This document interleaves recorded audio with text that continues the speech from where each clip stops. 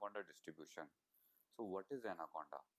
Anaconda is a free and open source scientific distribution for Python and R language.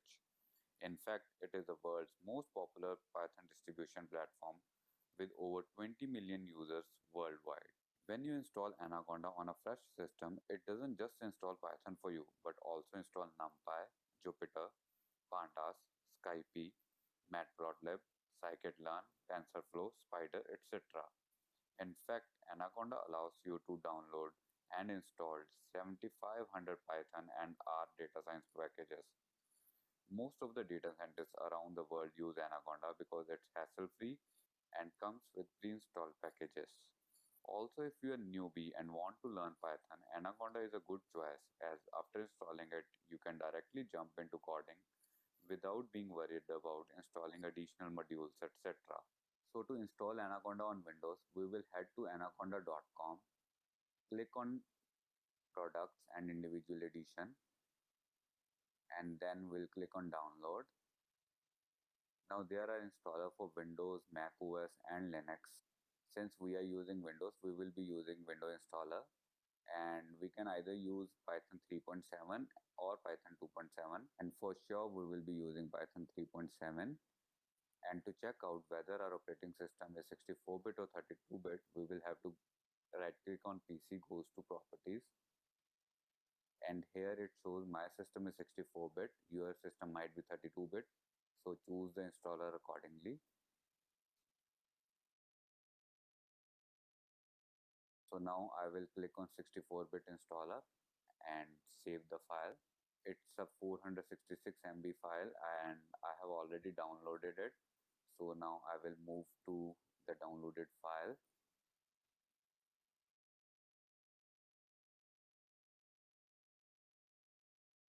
So here is the Anaconda installer. So I will double click on it. So it will install Anaconda 2020.02 64-bit. So I'll click on next and I will agree to the term and the conditions. Now it will ask whether you want to install it for you or all the users. I will select all the users, click on next, and now it will install in C program data Anaconda 3. If you want to change it, you can change it here, and now we will click on next. So now there are two advanced options. One is register Anaconda 3 as the system Python 3.7, and another one is add Anaconda 3 to the system path environment variables.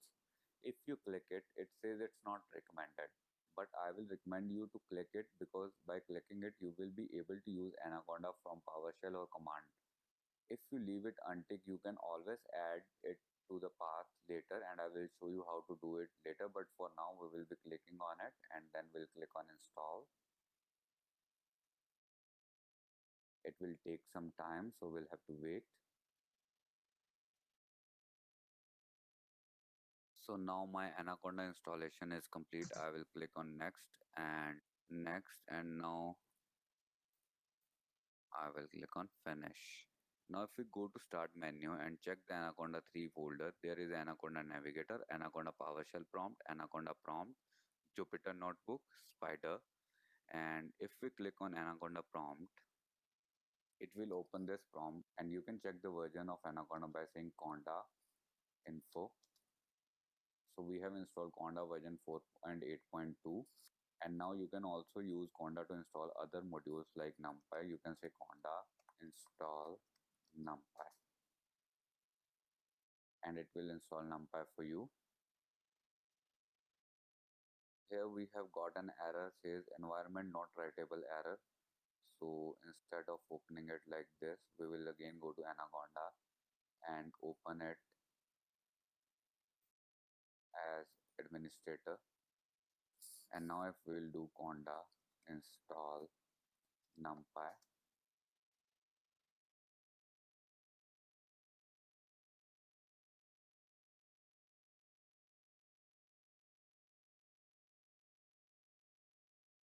so it is installed. You can also check the version of Python by doing Python minus minus version, and Python 3.7.6 is installed here. And you can also access other features like Jupyter Notebook from here by typing Jupyter Notebook. and it will give you a URL. So here if you will copy this, paste the URL here. So now Jupyter Notebook is open. You can create a new Python 3 notebook by clicking, and this is your notebook. This is for inputting the code, and if you are a newbie and you are just learning Python, this can be very helpful for you. For example, you can run 2 plus 3 and then plus shift enter, and the output is 5. You can set the variables like name is equal to Saral, and then print the variables.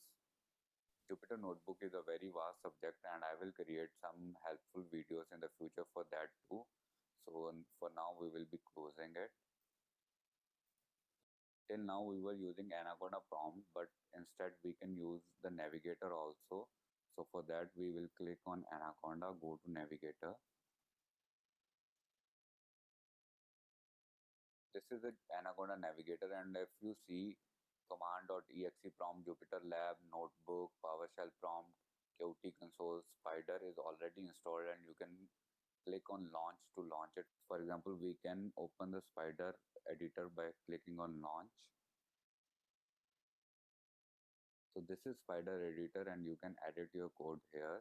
And finally, I will show you what difference that click on add to the path have done. So I will quit Anaconda and I will open PowerShell.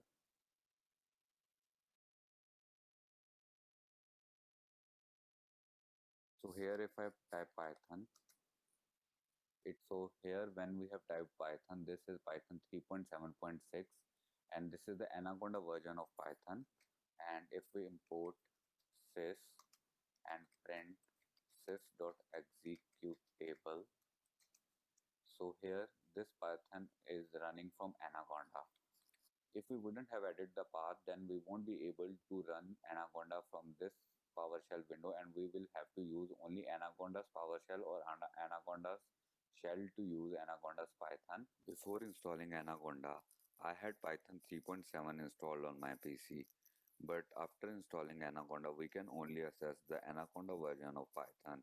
And if we want to run Python 3.7, which was installed from python.org, we will have to check out the path. And for that, I will go to my PC, C drive, and here Python 3.7 folder. And if you open it, there is a Python exe here. We can check its location by going to the properties. So it's installed in C Python 3.7. Now I will go to my PowerShell, and here I will type C Python 3.7 and Python. And now if you run it, so Python 3.7.3, and this is the version which I have installed from python.org, and there is no mention of Anaconda in it. There could be a case when you haven't added Anaconda's path to your environment variable, but at later stage you want to add it. So now I will tell you how you can do it. In that case, you will have to open your Anaconda shell or Anaconda prompt, and here you will check the location of Conda and Anaconda. So we'll type Conda where, it's where Conda, and then we will type where Python. So this has given us the location of Conda and Python, and now we will add it to our environment variables. For that, we'll go to edit the system environments, and here we'll go to environment variables and click on new, and then we will copy the path from here. We just need to copy the path up to the path of the folder, and we will paste it here. Similarly, we will copy the path of Python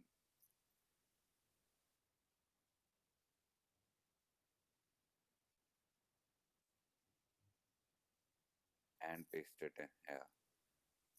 And now you are good to go, and you will be able to run Anaconda's version of Python from PowerShell even if you haven't added the path to environment variables at the time of installation. The first thing that we need to learn is how to open the Spyder. So if you have installed the Anaconda ecosystem, there are two ways to open it. Either you can use the Anaconda navigator, and just click on the launch over here, or you can go to your Windows, type Spyder, and you can just start it from here. And once you start your Spyder, the first screen that you're going to get after it loads, and it will look something like this. The first component that we are going to talk about is the editor that you see on your left hand side. This is the place where you're actually going to write your Python code every single time. Now, for an instance, suppose I declare a variable I is equal to 10 and write a print command. This is the place where you're going to write all your Python code. And if you just try to select it and press Shift Enter, this will execute your program. Which brings us to the second component, that is IPython, which is on your bottom right hand side. You can see over here. Now, what is IPython? IPython is actually your intelligent Python. Anything that you run on this editor component, the output will come over here. In our case, you can see I is equal to 10, print hello is executed, and we get the output as hello. Now, moving on to the third component we have is the variable explorer, which is somewhere over here. If you don't find it, you can go to views, panes, and select variable explorer from this place. What is a variable explorer? It actually shows the namespace content, global object references such as variable, functions, modules, and etc. In our case, as you can see in the editor component, we have declared a variable I, and of that variable you can see inside the variable explorer, the variable name, the variable type, size, and its value. In this case, now suppose you have many variables declared in your Python program or in your machine learning project, this tab or this component variable explorer is very helpful to figure out what is the variable name and what are its values. The next component is file explorer, which is next to the variable explorer by default. Again, if you don't find it, you can go to view, panes, and from here you can select file explorer. Now, file explorer is actually a pane that is built in a file system and a directory for browsing to view and filter files and their properties. You can open them with the editor or an external tool that performs command management tasks. In most of the cases, you would like to set path of your project from the file explorer. When you're using some external CSV files or maybe some PDF or images, you'll have to make sure that your this file explorer path and the project file that you're working in this editor, they both are in the same directory, and that is when file explorer really comes into handy. The next component that we have is the help, which is next to the file explorer. You can use the help pane to find, render, and display documentation for any object with a doc string, including modules, classes, functions, and methods. Help can be retrieved both by static analysis of open files in the editor dynamically or by inspecting an object in an IPython console. You can trigger help by manually entering the object's name into the object box, pressing the configurable help Ctrl plus I, or even automatically if desired when typing left parenthesis after a function or a method name. Automatic help can be individually enabled for the editor and the console under Preferences, Help, and then Automatic Connections, and turn it on or off dynamically by the lock icon in the top right corner of the help pane. The next component is the history log, which is next to the IPython console. With the history log pane, you can view an automatic deduplicated time-stamped list of every command you enter in any connected IPython console. Navigating the history log is very straightforward. Each section is marked by a date and time stamp, making it easy to remember when you execute a certain command. Statements can be selected and copied from the context with the normal system shortcuts. Just like in the editor Lightning, a word phrase displays all other occurrence, full syntax highlighting is also supported. Finally, the top right option menu gear icon allows you to toggle soft wrapping of long lines, that is wrap. About the Anaconda distribution. So what is Anaconda? Anaconda